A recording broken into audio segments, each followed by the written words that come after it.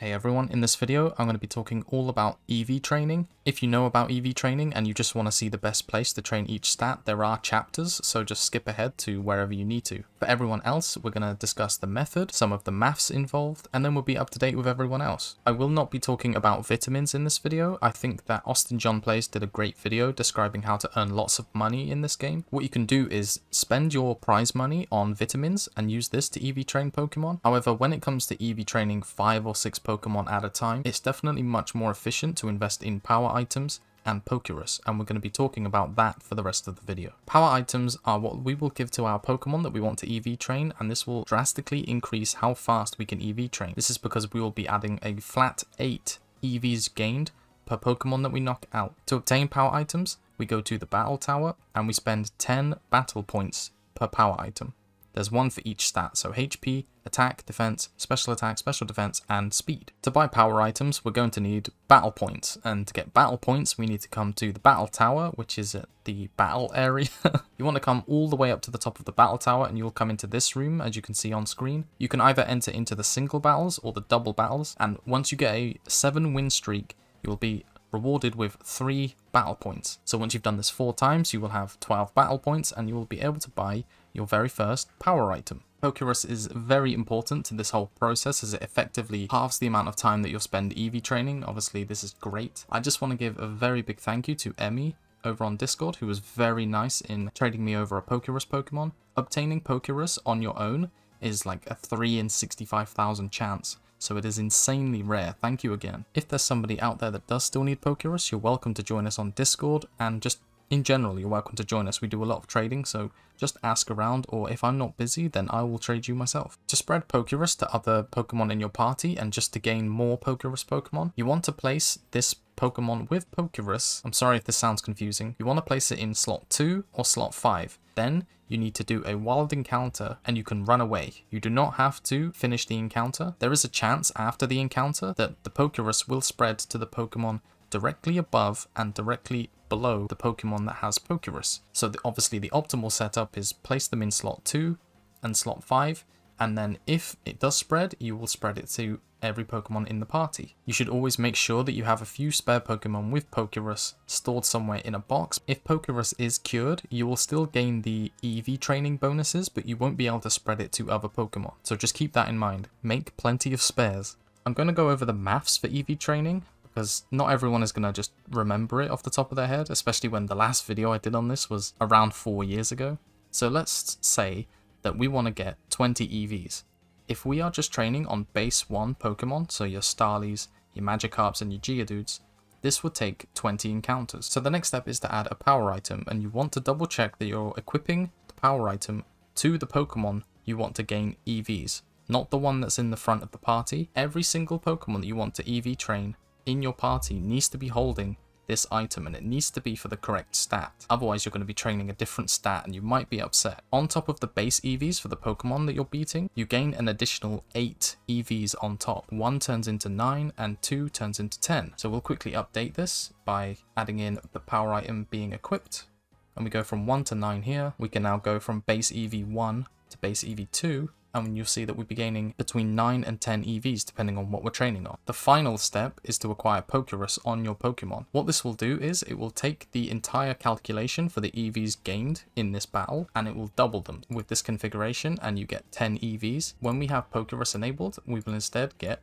20. So to get our desired 20 EVs, we only need to do 1 encounter with this setup. So now let's do an example where we just want to max out a stat, and to do this we need 252 EVs. With this setup where we have a 1 base EV Pokemon that we're training on and we have the correct power item equipped, we'll be gaining 9 EVs, and to get 252 it would take 28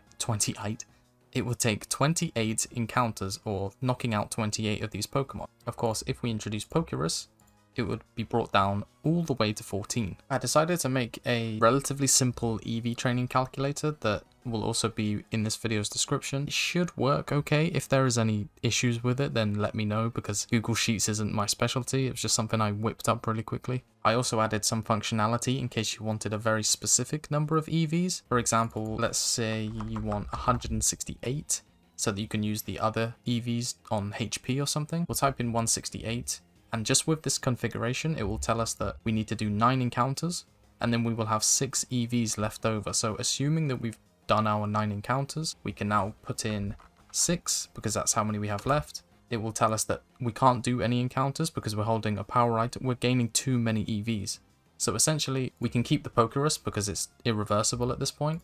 But if we take off the power item, you'll now see that we need to do 3 encounters and there's no remaining EVs. So I hope this is particularly useful because I know some of the more specific EV spreads can be quite annoying to obtain. One final tip I have for you while you're EV training is that if you go to your Pokemon summary and you press the X button, it will change the stats screen here, and you will see that if your EVs are completely maxed, it will be all shiny and sparkly.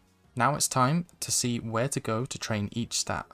For HP EVs, we want to travel to Solaceon Town and go directly south to Route 209. We'll be using the Versus Seeker. What you basically need to do is make 100 steps. It's best to use the step counter app and then use the Versus Seeker. If the 2 exclamation marks do not come above the cowgirl's head next to the slide, like the bike slide, then just repeat the process. As soon as you see this, you'll be able to battle her, and she has a bunch of Bidoofs that all give you HP EVs. For attack EVs, we go to Veilstone City and then we go south to Route 214. Here we will go to the guy in the red hat and the suit. Once again, we will be using the Versus Seeker, so do your 100 steps and then challenge him to a battle. He will have 1 Goldeen and 2 Seekings. The Seekings have 2 base EVs and the Goldeen has 1. For defense EVs, we will once again be going to Route 214, which is south of Veilstone City. Instead of battling a trainer, we will be going to the Ruins Maniac Cave. This is an area which has a 95% chance for you to find a Geodude, and the other 5% you will have a chance to find a Hippopotas. Both of these give 1 defense EV. For special attack EVs, you will once again want to come to Route 214. Once again, this is south of Veilstone City. You want to go all the way down to the bottom. You will see a honey tree and a signpost. There is a collector here who has 3 Roselias, which give 2 special attack EVs each. As always, as we are using the Versus Seeker, we need to do 100 steps and then use the Versus Seeker, and then we will be able to rematch over and over again. For special defense EVs, we will be going to the Valley Windworks and using Surf, as there is a 100% chance to find a Tentacool, compared to some of the other options of using the VS Seeker or fighting against Tentacruels near the Elite Four. This seems to be the most consistent and uses the least amount of steps to get an encounter from my tests. Tentacool will give you 1 special defense EV. And finally, for speed EVs, you want to go to Eterna City and then go slightly to the left to Route 205. This is the north section onto the fishing platform. We will be using the Versus Seeker, so do your 100 steps and activate the Versus Seeker. On the vertical facing part of the fishing platform, there is a fisherman who has 6 Magikarps, and all of these will give you 1 base speed EV. If you've made it this far into the video, I just want to say thank you very much for watching. This took me quite a long time to make and I did a lot of testing. Off of camera, you don't really see much of that. When I talk about these things, I really do my research beforehand. Don't forget that you can drop by on Discord if you're interested in doing some trading. Battles will be coming up soon. I do also live stream when I'm not busy making videos. Thank you very much for watching. Good luck with your EV training and maybe I'll see you soon.